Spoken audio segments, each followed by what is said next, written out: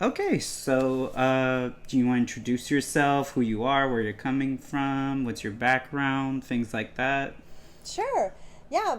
So my name is Precious Chong, and I am one of the co-writers and actors and producers of Homewrecker, which premiered last year at Fantasia Fest, almost exactly a year ago. Like maybe I think July 27th was our premiere, and I'm based out of Toronto. I grew up originally. I was born in Canada, but I grew up mostly in Los Angeles and spent about my teenage years in Europe. And yeah, but now I'm based in Toronto, and I made the movie with Zach Gain, and we've collaborated before, and this was our first full-length feature. And it also stars Alex Esso, who, she's really popular with, especially with horror genre. With She was in Starry Eyes, and then she was just in Doctor Sleep. So it was really exciting that we got this movie made.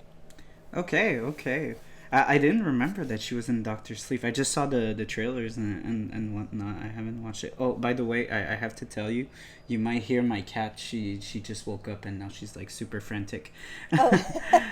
um, I was there on the Q&A last year, but I still want you to repeat yourself about the whole process of the movie, how collaborative it was, because like it's very interesting, the whole like credits that you give towards this feature. It's like you're not directing but you're producing, you're like the lead, everyone like kind of wrote it. It's like super like almost like pretty much like a team effort. For fiction, usually it's not that cooperative. Usually it's like mostly you have the director, you have the writer, and you have the producer, right? Yeah, it was. Well, Zach and I, like I said, Zach and I had done, I had written a short film called Chinatown that he edited, and that's how I met him. And that was about 7 years ago. And so we've worked together. I did a web series with another comedian, Melissa Story, and he helped us shoot those. So we've worked together a lot. And then we both wanted to our goal was to make a full length feature. And he came to me, and Alex, he had been friends with Alex for years, and Alex and I had wanted to find something to work on together. And we had talked about some other project that they were going to write and direct and have me be in. And then when Zach said, hey, I have this old idea of a movie that I never, we never actually made, about these two women, and it takes place in one location. And I was like, perfect. We can shoot it at my house. My boyfriend can go on vacation. And so then Alex, Zach, and I were all in Los Angeles at the same time in February of 2018. And we met up, and we basically did all of the story beats. We came up with like all the scenes. We didn't write the script, but we came up with what would happen. Like, So you did like a breakdown, basically. yes. Yeah. And then when Zach was back, Zach came back to Toronto. So then Zach and I met over end of April, May, and we wrote the script. And we were pretty open to. We sent versions back to Alex in LA, and we were thought, oh, we'll write this, and then we always improvise a lot when we shot in the past, so we could leave room for improv when we're shooting, blah blah blah.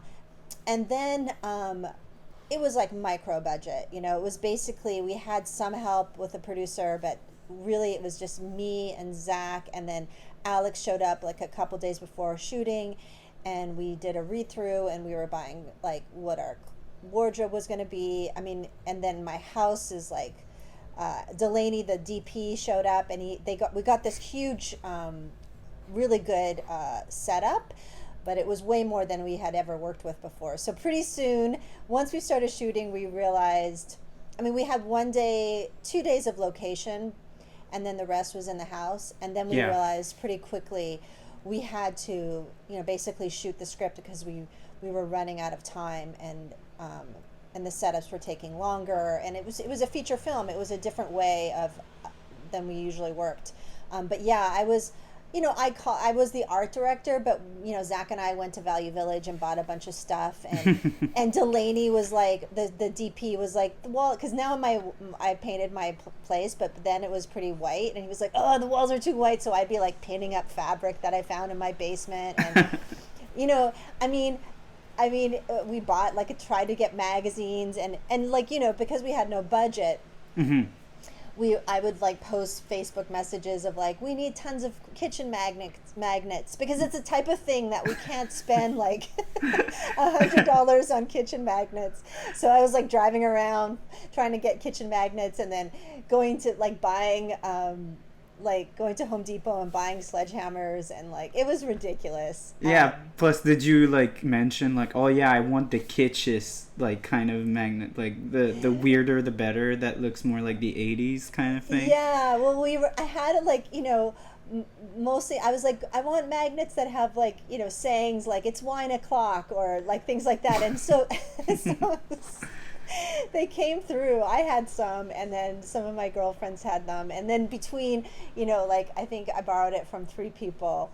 I was able to get enough magnets. So yeah, it was kind of crazy like that, but in some ways it's fun to shoot like that because then it becomes more of like I don't know, like a creative project. Yeah, like, it seemed almost like I don't want. It's not like, I'm not saying this in an insulting way, but it felt like an ultimate like home movie of like, you get with a bunch of friends and you just shoot something because somebody has access to something. Like, oh, we have an old abandoned house that's about to be torn down. Let's like rush a script and like shoot something. That's kind of the spirit of it. And one of our biggest expenses was the Lisa Loeb song. So we knew, Zach has he's I have to credit him, like he has really good musical taste. So he was really adamant about that stuff. And I had more of a visual aesthetic that I was really wanted to go for. And then like, for example, like Party Hunks, the game we played, Zach was kind of adamant that we make it a playable game. And I was like, oh, come on. But those kind of details made it, more like, it made it fun and hilarious and random and really cringe-worthy. Yeah. There's like so much cringe. And again, like it's like one of the things that I was gonna tell you. Unfortunately, your movie is not very rewatchable because it's such a cringe fest. It's insane. Like I remember I don't think I've ever like been so like on edge in a theater when like we went to go see me and my girlfriend last year. But like now I knew all the beats and that kind of sucks usually in like thrillers because you see like everything coming. But there was like some like little things that I didn't pick up on the first time, so I was happy to like look back and be like, oh right, we established that. I didn't remember that. Like, it caught me by surprise the first time. Oh, good, like, yeah. Yeah, but honestly, it's like, I like to say, like, if you want to torture somebody, that just, like, watch this and, like, repeat the scenes with, like, Linda. Oh, God. I know. I remember when I saw it, because I was there, I was doing a play, so I missed the premiere, which I think was on Friday in Montreal. So I came on the Sunday morning one, and I remember this woman in the audience was like yelling back at the screen. She was like, "No!" Like, because Linda was so, yeah, she's pretty cringy. But actually, that's like one of my questions. It's about Linda, because clearly, even though the movie is like really collaborative and like you managed to like include Alex and Zach's like ideas a lot, you still carry a big part of the movie on your shoulders with the role. And usually when you look at like movies where like there's like actor, director, producer / writer, it seems usually like the characters are like, even if they're not lovable, they're kind of redeemable. Like or also they have like a higher self kind of thing. Like if you want to play like a psycho, you basically usually cast yourself as like a super intelligent psycho, it's really rare that like I saw a movie and it's like no, she's a like really dumb, delusional, crazy person. what was the the whole desire of having such a despicable and like not redeemable character? Like, or do Oh you my see like God. a redeeming I part think of people this? people find her very lovable. I I didn't I find her totally redeemable, but I think I loved playing Linda, and it's my I don't get a lot of opportunities to play those types of characters, and I feel like it was so fun to go that far and to be like, like Jack Nicholson in The Shining. A lot of women don't get that opportunity. Right. So for me, it was delightful to be to go there and to be that cringy and to be that needy and desperate and sad and pathetic. It to me it was really fun, and honestly, I was like, oh.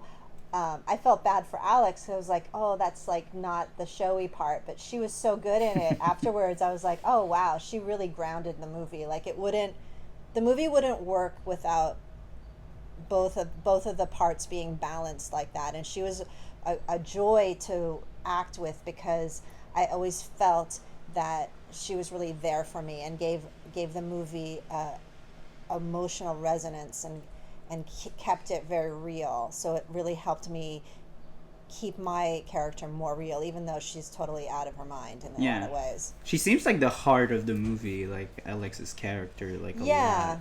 Even though she has her issues and stuff, she's like really the viewer who like what would happen in that kind of situation. She's like really everyone can like find themselves within her, which is why I liked her character so much.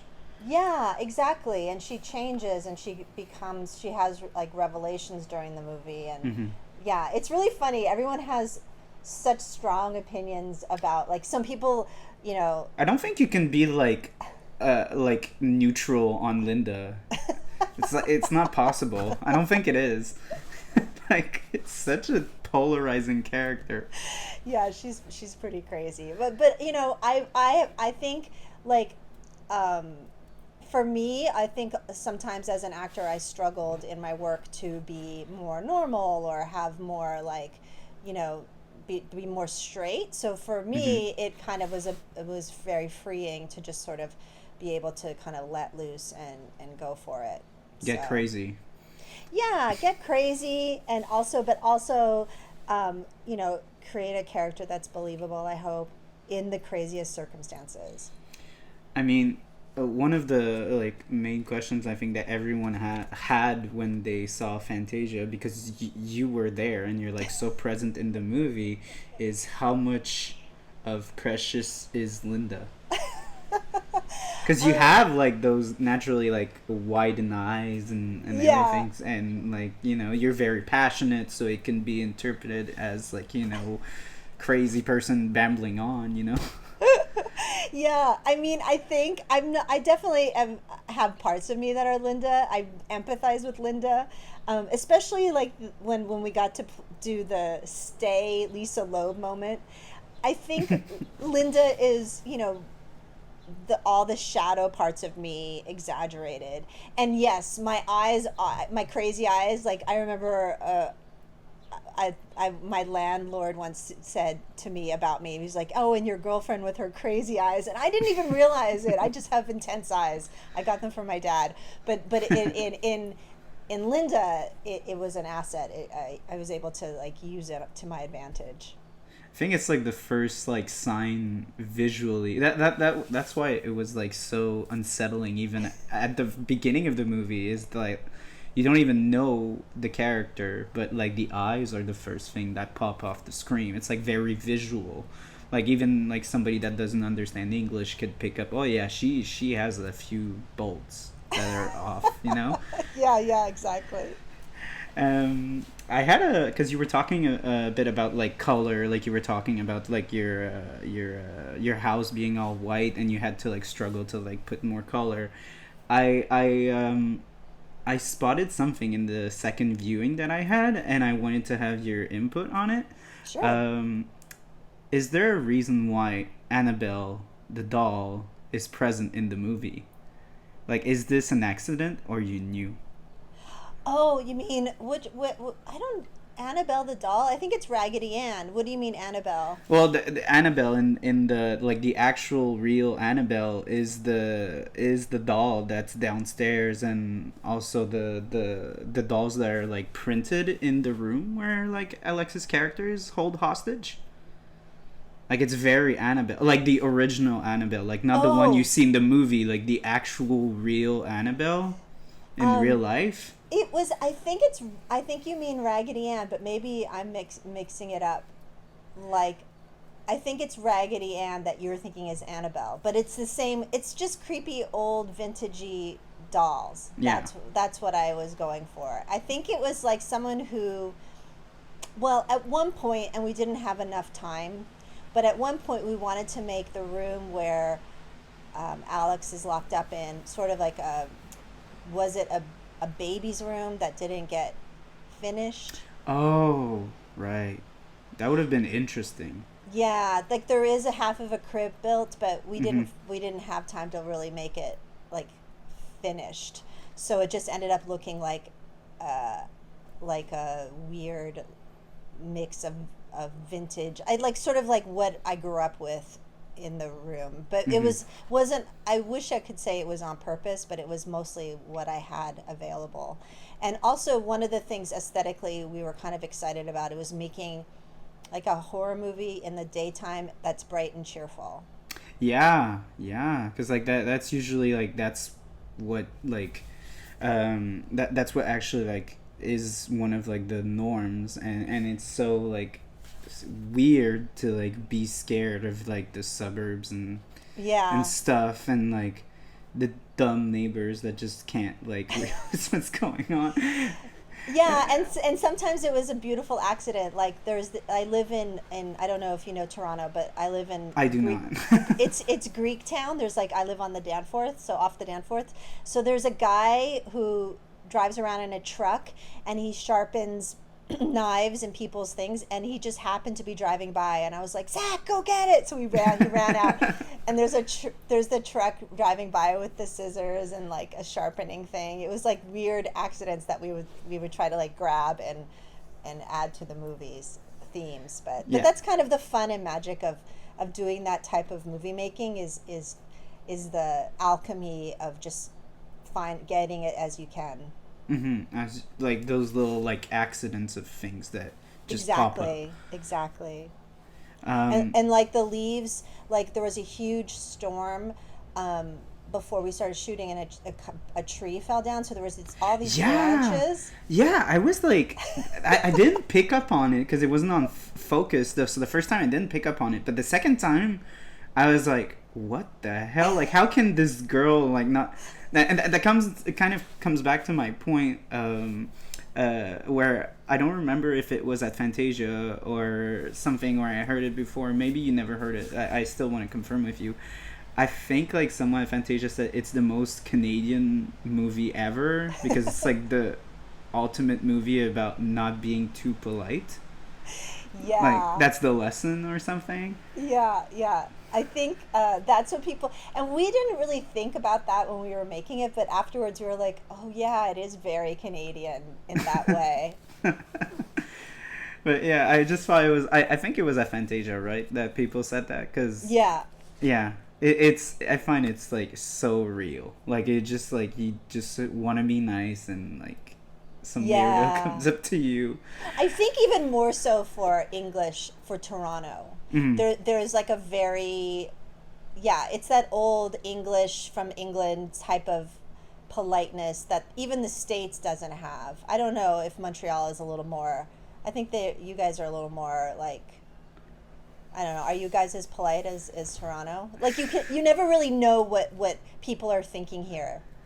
I feel like it's because Montreal is such like a weird melting pot of like different cultures, and when you go to the suburbs it's usually more French centric. So like people I guess are less like, you know, a bit less like, I don't want to say welcoming, but they're more like, oh, you can't speak French, we're not like talking to you kind of thing, whereas in like in the rest of Canada you almost expect that everyone speaks English. In Montreal it's always like, oh, are they English, are they French, whatever. Yeah. We're not blending ourselves in, I guess. I think, Yeah. personally. You were also talking about because you were talking about like when you went to Home Depot and you got the hammer. The hammer is a reference to Misery, right? The sledgehammer. Yeah, the sledgehammer. I think so. I mean, you'd have to ask Zach. Zach was the one who had the sledgehammer. So the interesting thing about our collaboration is Zach had all these really specific details that he wanted to have. Like, he was like, I want her to have a sledgehammer as a piece of art. And I was like, okay. And then like, she has this little hammer, And like, yeah, metal thing. Yeah, and the keychain, yeah. And so, yeah, maybe it was a nod to Misery. But for us as writers and as a character, we had to sort of create scenarios where we could justify those weird details, which was a fun exercise as a But yeah, that was, I think, a nod to Misery and also like The Shining and all. And it has, I don't know if you know, Whatever Happened to Baby Jane, Betty Davis, and that sort of hag exploitation, like older I did woman. not see it, unfortunately. It's okay. So like those type of influences, and then he also had this, like he's a big film buff, so he had these references that he really wanted to incorporate into the movie. Because you're more of an actor, right? Or you define yourself more as like directing, or like what like do you think is more your like I think I'm an actor who writes and makes her, like, I like to make things. Like, I do like to write, and I like to I would love to direct a full-length feature at some point. And yes, I'm more of I come from as an actor first, I would say. Because you were talking about the fact that you made like short films, so did you direct some of those? I did direct. The last one I directed, but Chinatown I didn't direct. Sandra Battolini directed it, and I was in, and I wrote it. I think sometimes as an actor that I like to have, well, first of all, I love collaborating, and I also think it's hard to direct yourself. I like to have another person to sort of give me, I like writing and I like being in stuff. I don't know if I could write, be the lead, and direct it and feel like okay with it. I need to have like that collaborator. Plus you had like no time also to shoot, and like when you are like actor director, you always have to go check for the reels after, and like, make it work. Exactly. As if when you have a director that's there, he could like, okay, yeah, that one was probably not the best, we should do another one. Exactly. Instead of like, yeah. And Zach and I have worked together. I really trust him, and he's a collaborator too. Like it's funny to me, and I think other people have brought this up. People put a lot on the director, and I'm not taking away from what Zach does, but filmmaking, it really is a collaborative process. Like, everybody is sort of pitching in, usually on a set. I mean, the way we made it was pretty collaborative. So. Yeah, and I feel like most movies, well, most docs and like project that I've seen, usually the ones that are like feels like really like, I wouldn't say like more lively, less stiff. Usually you hear like, oh yeah, well the DOP could like bulge in and like have his ideas, and like the writers were there and they were like overseeing the project also. It's not just like, oh yeah, the writers wrote the script, they didn't see anything, that's it for them, that kind of like attitude that sometimes like comes out of like big like cinema usually. Yeah, I think that's that was the gift of self-producing, is we could sort of play more and not answer to people, and I think good directors are good collaborators, because it's, why would you want to do all the work? It's really about getting everybody's best work in there. Plus, it's like there's so many things to do on a movie set. God, like you can't. It's crazy. You're gonna go crazy if you're doing like half this stuff. Oh my gosh, we really learned that. I mean, this was a bare bones production, and we barely made it out alive, but it was so fun. But we were shooting, we didn't, yeah, it would be good to have a little more help. And we had, Zach and I had our moments. We were fighting and just trying to get it done was pretty crazy, but it was so fun. I mean, afterwards I was exhilarated and I was, couldn't wait to do something again. I had a question that it's starting to get more in the movie, kind of. I was gonna say, like your character said in the movie, what is the message of the movie? Right? Because at the end she's just what's the message? Yeah. So I give you the same answer and the same question. What is the message?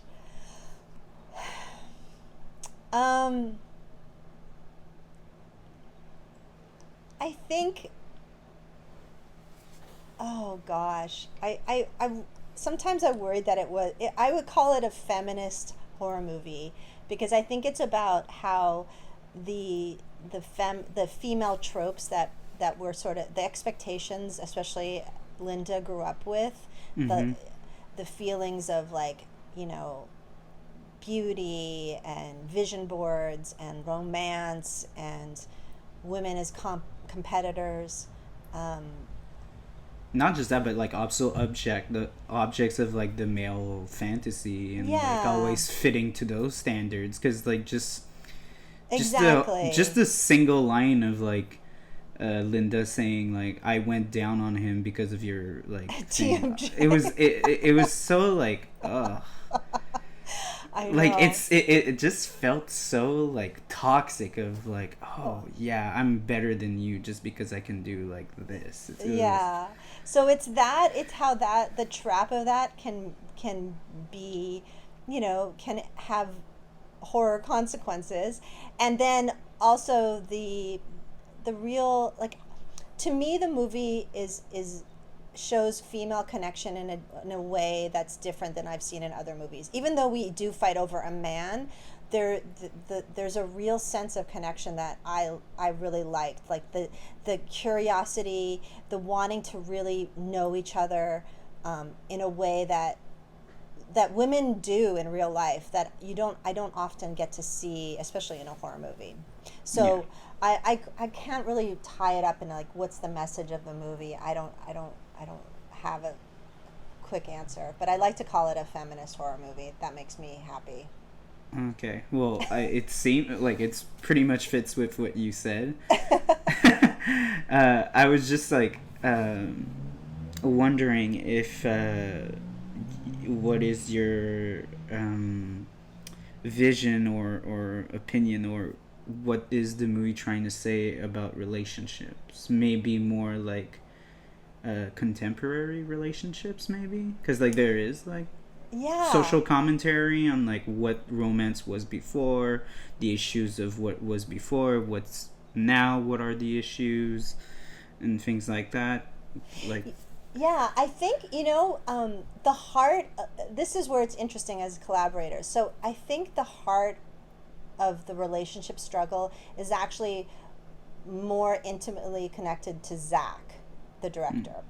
And because I think he would admit that a lot of his struggles in relationships is about communication and failure to really understand where the other person is coming from, especially with the not Linda so much, but for me, I forget, what was the question? What am I saying? Well, it's mostly it's about what do you think the movie has a message towards what relationships were, and because kind of Zach is kind of in between two worlds. He's in between the old and the new, and it seems the movie is kind of debating whether because we always seem to fantasize the past and kind of always be a bit critical about what we are doing right now, but I feel this movie kind of shows that there are toxic behaviors from the past, and there are toxic behaviors from the contemporary aspect of relationships now.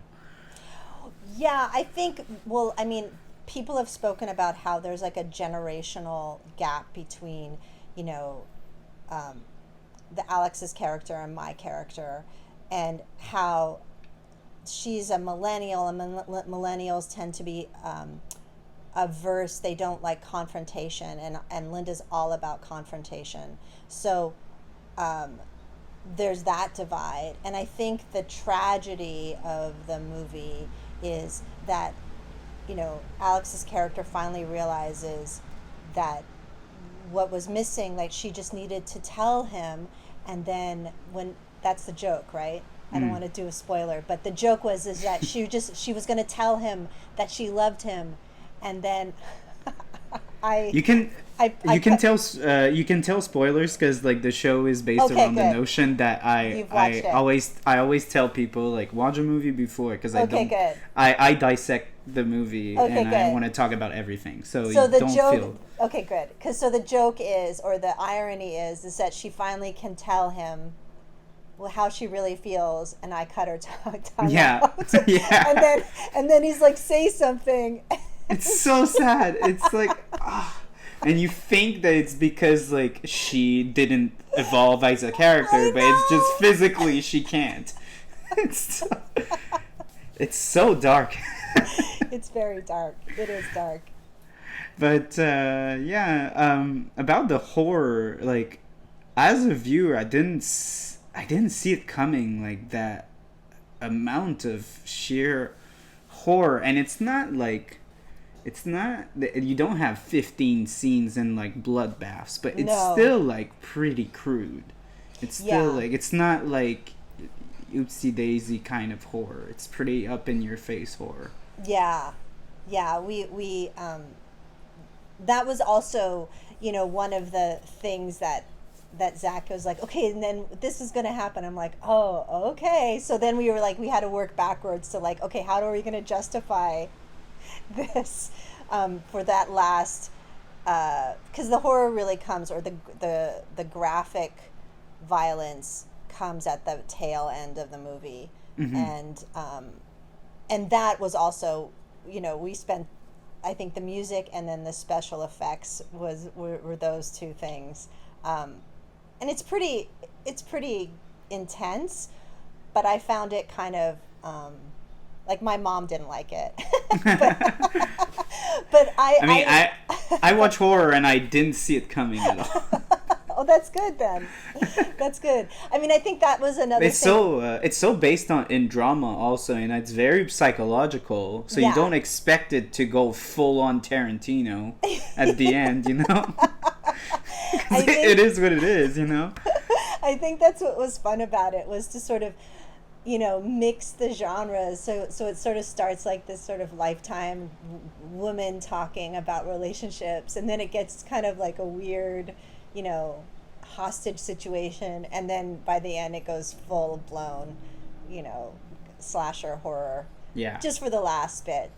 But it was pretty funny, and like getting sledgehammer, like when people were so happy when she slams me in the head with yeah.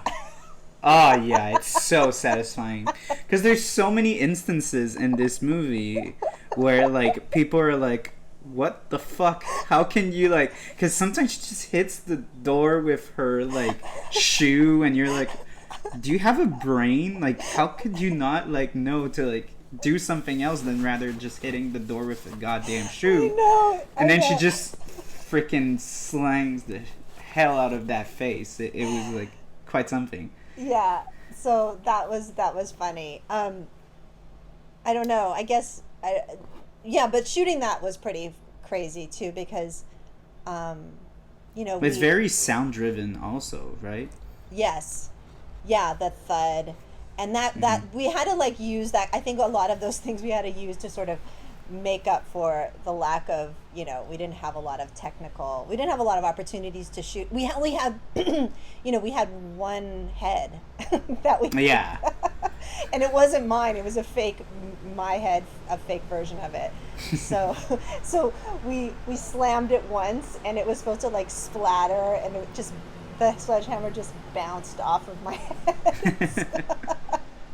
It was very much like one of those like Ed Wood moments when we were shooting that part. We were like, oh man, this is gonna be so bad or so good. We'll find out. Yeah, I remember because like I also did a movie where like I had to like do a scene where like cops like tackle a guy at the end of the movie. Yeah. And it's like a 70-year-old man, and I was like, we don't have a stunt double, so oh no, we can't like run into him like 15 times. So I was so nervous when we did that shot. I was like, we are doing it once and that's it. Yeah, I know. It's but exactly he was such that. a good player. He was like, yeah, do it again. I was like, no, we're not doing it again. Oh, that's good. Yeah. But yeah, I was kind of like turning around the question with like the relationship part, and you kind of went into the direction of like feminism, which is also like a nice way. Like I really like that way. It didn't pop into my head really when I was watching it. Mm-hmm. But I was wondering, does the movie have like a say regarding can cheaters be redeemed? Because Zach is presented as not like this whole asshole character. Zach is the director, but no, sorry. Robert. Sorry. No, it's okay. I mixed you up because I said that Zach's relationship, and I meant that director Zach had put a lot of his own feelings about relationships into the movie. That's why I got confused. yeah, that was my fault. But Robert, to be redeemed, I think. You're asking all these great questions. I honestly hadn't thought about it. I think I personally think it's just a tragedy. So he's trying to do. I think that's the tragedy of it. It's like he's trying to come over and really break it off with me, Linda, and live honestly and move forward with his life. So.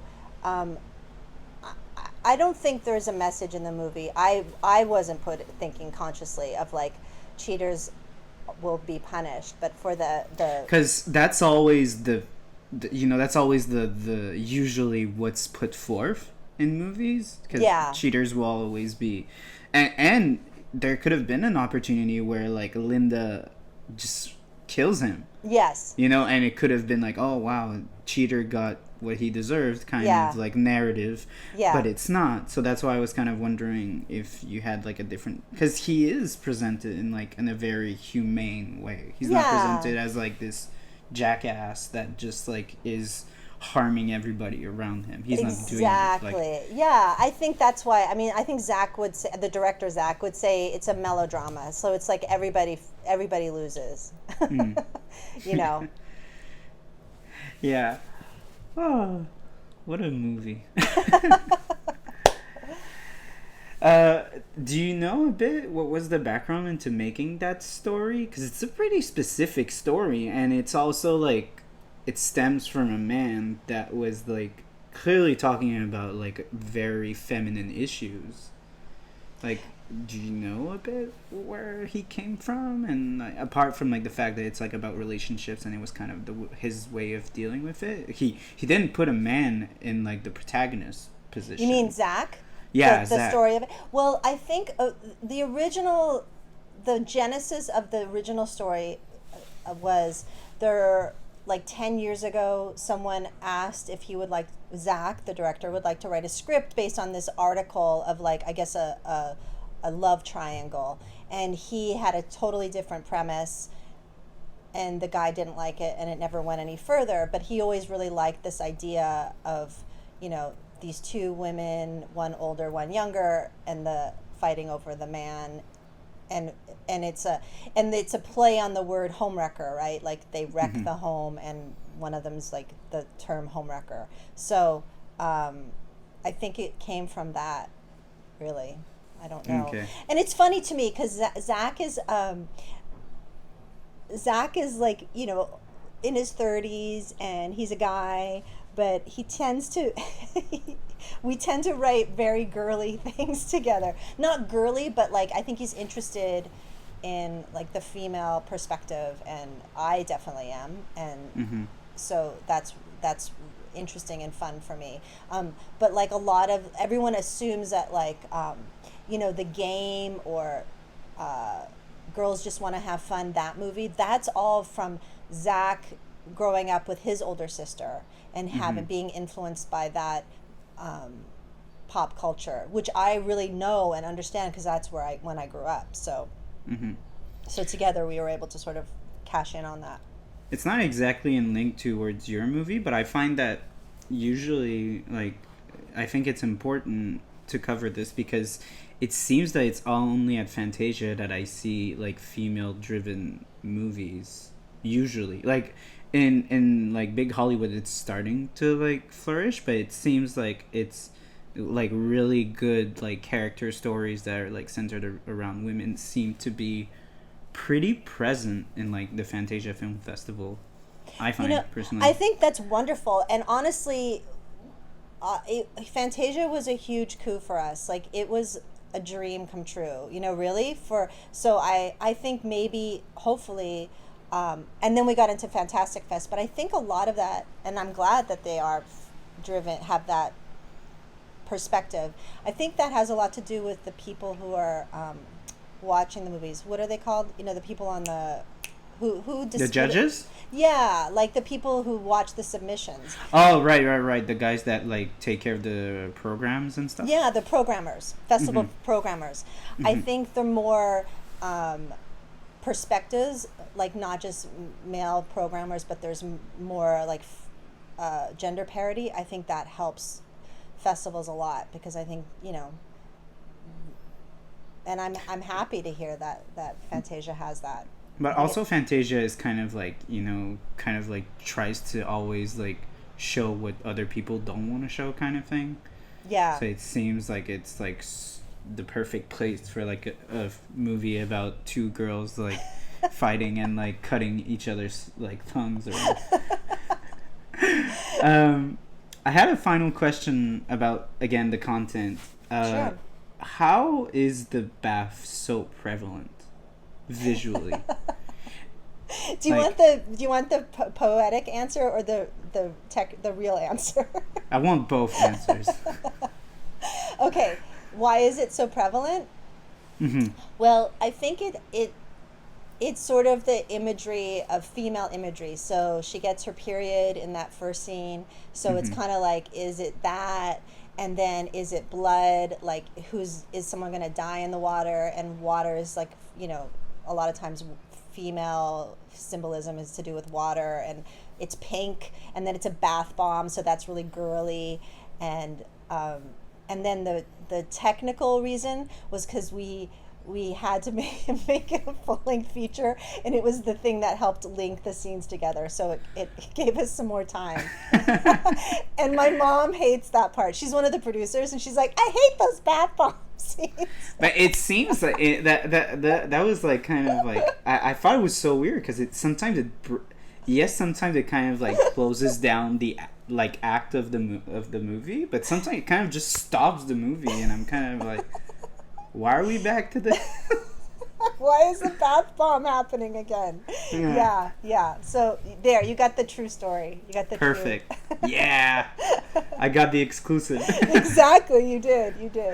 I was also like I don't know how much like you're linked towards this, but like I find that the musical, like, it's so uncomfortable. Like the guitar is so uncomfortable in this movie.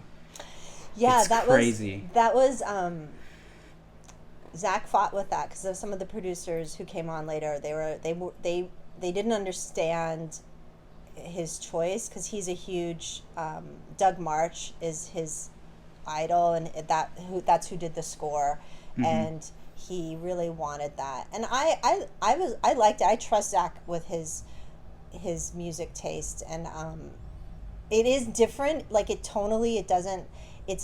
It's a weird match with something that's so girly and feminine to have that sort of. But I like it. I think it makes a good contrast. But it made you uncomfortable?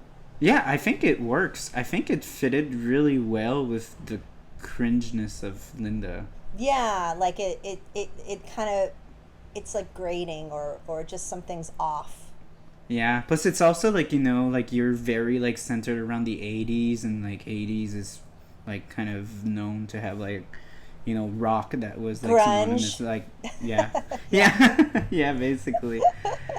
But yeah, no, I was like that was like one of the things that like it was so striking for me on the second viewing, also how much the music was so like present, because you have like a very good presence like visually, but I find that the music, I was more like hit by the music on the second viewing.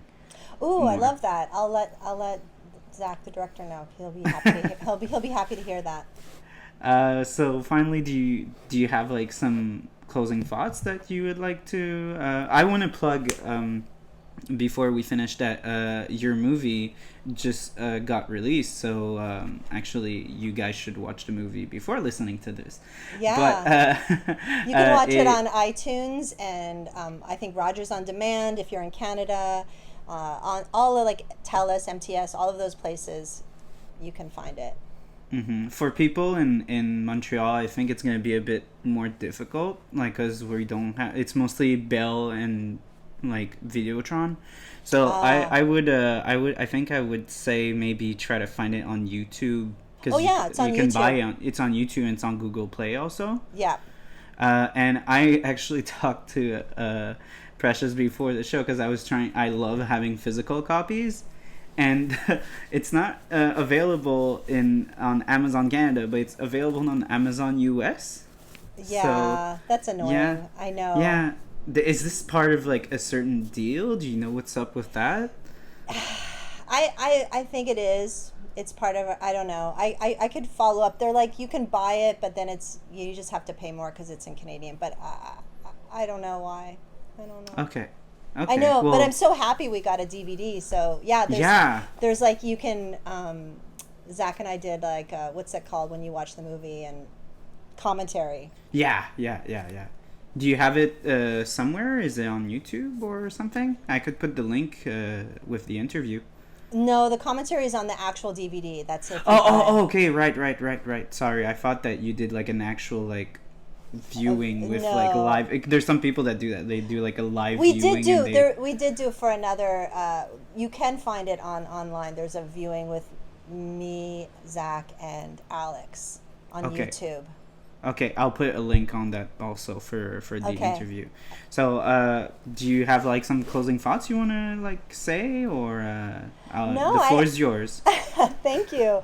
You know, it was really fun talking to you about it. I really appreciate that you, I don't know, really watched the movie and asked like very detailed questions that I wasn't even sure I could answer. So that made me feel, it's really nice. It's flattering, because you know, we've been doing a lot of press, so this is great to hear and to do interviews like this. And also, yeah, this is the type of movie that's really about word of mouth. So tell your friends and create that underground sort of buzz, and then we can keep moving forward.